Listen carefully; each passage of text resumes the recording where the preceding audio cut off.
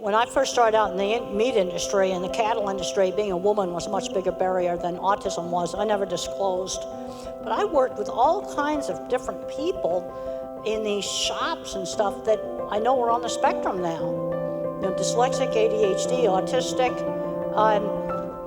And what concerns me now is some of these talented kids getting locked into the label.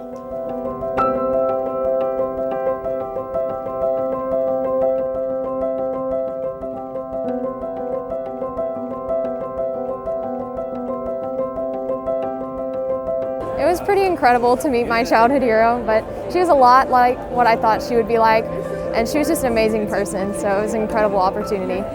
She's an inspiration to me because I kind of had the same childhood she did, diagnosed with autism, Asperger's, so I just really identify with her and what she went through.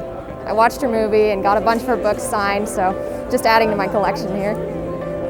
Being a visual thinker helped me understand animals, and in my book, Animals in Translation, I talk about how animals are visual thinkers. There's verbal thinkers, there's math thinkers, and we got to start looking at how these skills are complementary.